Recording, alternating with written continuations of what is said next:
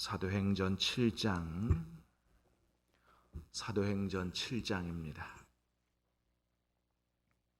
1절로 16절까지 말씀을 받겠습니다. 사도행전 7장 1절로 16절까지입니다. 대제사장이 이르되 이것이 사실이냐?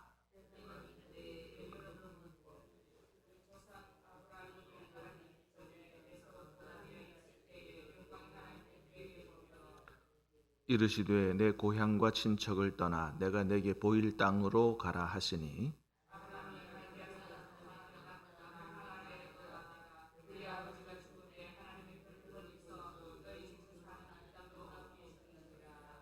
그러나 여기서 발붙일 만한 땅도 유업으로 주지 아니하시고 다만 이 땅을 아직 자식도 없는 그와 그의 후손에게 소유로 주신다고 약속하셨으며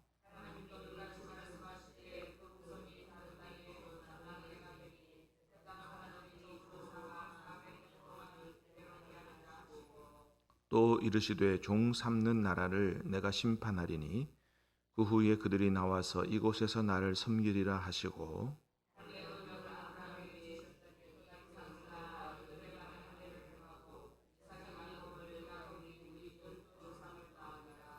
여러 조상이 요셉을 시기하여 애굽에 팔았더니 하나님이 그와 함께 계셔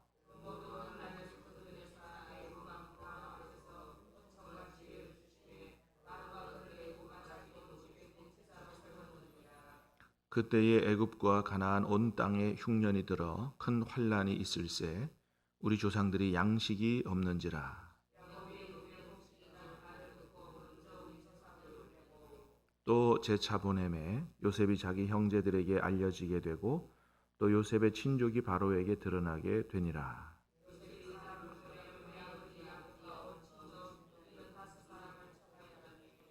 야곱이 애굽으로 내려가 자기와 우리 조상들이 거기서 죽고 세겜으로 옮겨져 아브라함이 세겜 하몰의 자손에게서 은으로 값주고 산 무덤에 장사되니라. 아멘.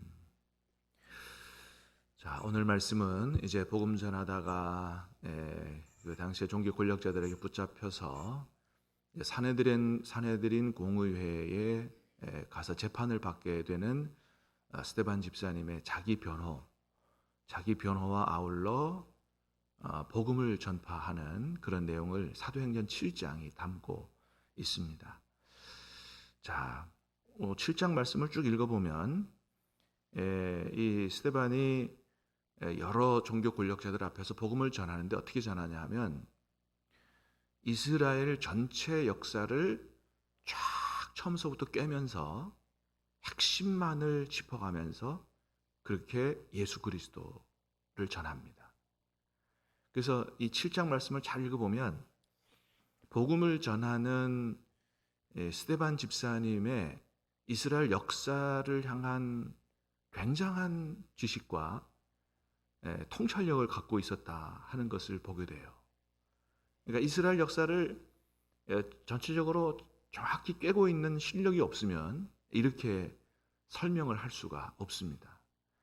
그래서 목사님도 아닌데 참 대단하다. 가끔 저도 이제 여러 교회를 거쳐왔으니까 그런 분들을 보게 돼요.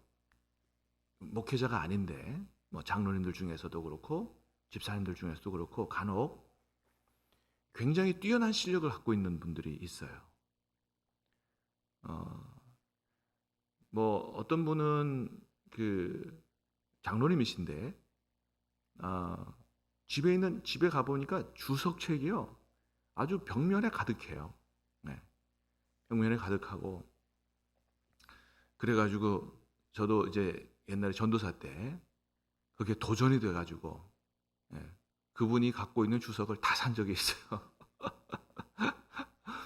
야, 장로님도 이렇게 주석을 보는데 내가 이렇게 책이 없어서는 안 되겠다 싶어가지고 굉장히 인상적이었고요. 예전에 제 고향 교회에 계셨던 장로님도 그렇게 주석책을 가지고 계시고 또 많은 집사님들이 성경뿐만 아니고 신앙 서적을 많이 읽고 그런 것들을 봤습니다. 여러분 그럴 필요가 있다는 거예요. 그래서 성경뿐만 아니고 내가 할 수 있는 것이라면 책을 좋아하시는 분들은 이스라엘 역사라든지 내지는 우리 한국 기독교 역사라든지 좀 책을 많이 읽어서 실력을 쌓아놓을 필요가 있다. 그렇지 않더라도 내가 관심 있는 분야, 내가 할 수 있는 건 뭐라도 배워놓는 게 중요하다. 왜냐하면 그게요, 나중에 다 복음을 전하고 전도하고 선교하는 데 쓰입니다. 옛날에 어느 누가 그런지 잘 기억이 안 나는데 그런 얘기를 하셨어요. 주님을 위하여 무엇이라도 배우느라 그랬어요. 그러니까 먹고 직업이나 생계를 위해서만 뭘 이렇게 배우지 말고 주님을 위해서 살기 위해서 뭐라도 배워놓으라. 그럼 나중에 그게 다 쓰임 받게 된다. 가만 생각해 보면 그러잖아요, 그죠?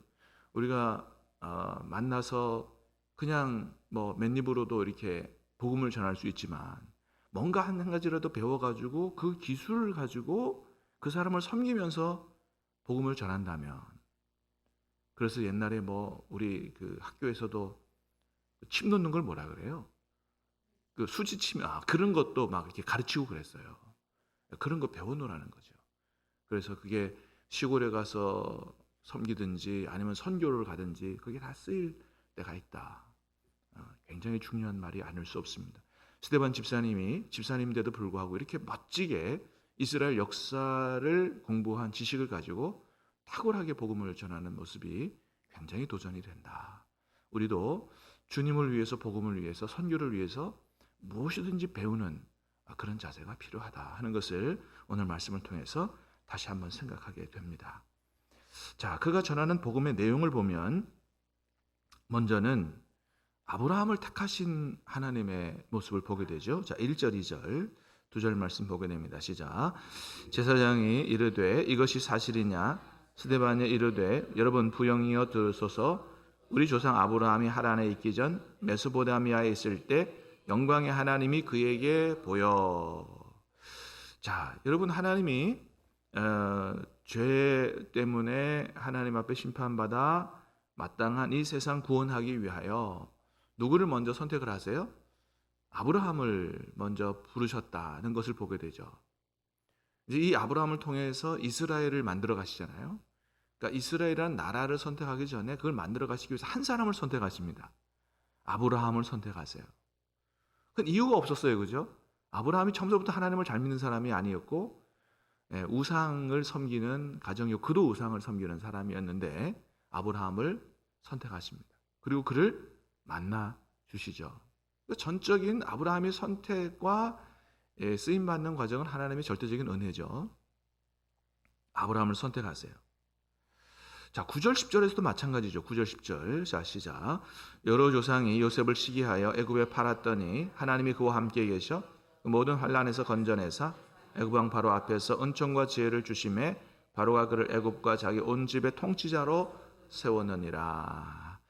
자, 이제 애굽에서 수많은 생명을 구원하고 애굽으로 내려가는 이 히브리인들을 거기서 정착하고 번성하게 하기 위해서 누구를 선택하세요? 요셉을 선택하시죠. 아주 어린 나이에 선택하시고 그에게 꿈을 주시고 그리고 계속해서 그와 함께 하시고 동행하시고 그 말씀에 보니까 뭐라 그랬어요? 요셉을 환난에서 9절에 보니까 하나님이 그와 함께 계셨어요. 19절에 10절에 보니까 그 모든 환난에서 건져내셨어요. 애굽 왕 바로 앞에서 은총과 지혜를 주셨어요. 계속해서 그의 삶에 동행하시고 그를 통해서 하나님 하시고자 하시는 그 위대한 생명 구원의 일들을 이루어 가시는 것을 보게 됩니다. 그러니까 하나님이 이 땅에 하나님 나라를 이루고 수많은 생명을 구원하기 위해서 하나님이 일단은 어떻게 일하시느냐? 한 사람을 선택하신다는 거예요. 우리는 이걸 굉장히 중요하게 생각하고 이 포인트를 놓치지 말아야 된다. 나 한 사람이, 나같이 보잘것없는 한 사람이 뭐 그렇게 큰 일을 이루어드리겠나. 그런 생각하면 안 된다는 것입니다. 여러분, 우리같이 부족해도 우리 안에서 하나님께서 역사하시면 얼마든지 위대한 일들이 일어나게 되는 줄로 믿습니다. 하나님의 일은 내 능력과 내 힘으로 하는 게 아니고 주님이 주시는 성령의 능력으로 하는 거기 때문에, 하나님께서 우리를 통해서 하나님의 일을 이루어 가시는 거기 때문에 하나님 앞에 붙들리고 하나님과 동행하고 하나님이 나를 들어쓰시면 이 땅에 생명구원의 위대한 역사가 일어날 수 있다라는 그런 믿음을 가지고 나은 사람을 통해서도 하나님 위대한 일을 이루어갈 수 있다라는 그런 희망을 갖고 그렇게 기도해야 한다라고 하는 것입니다. 아브라함, 요셉이라는 한 사람을 통해서 하나님이 위대한 역사를 이루셨다라는 것을 다시 한번 보게 되죠. 자, 두 번째 4절 5절입니다. 4절 5절 시작. 아브라함이 갈대아 사람의 땅을 떠나 하란에 거하다가 그의 아버지가 죽음에 하나님이 그를 거기서 너희 지금 사는 이 땅으로 옮기셨느니라. 그러나 여기서 발붙일 만한 땅도 유업으로 주지 아니하시고 다만 이 땅을 아직 자식도 없는 그와 약속하셨다. 자, 하나님이 이제 아브라함을 본토 친척 아버지 집을 떠나서 가나안 땅으로 하나님께서 그죠? 인도하시죠. 인도하시고 뭐라고 그래요?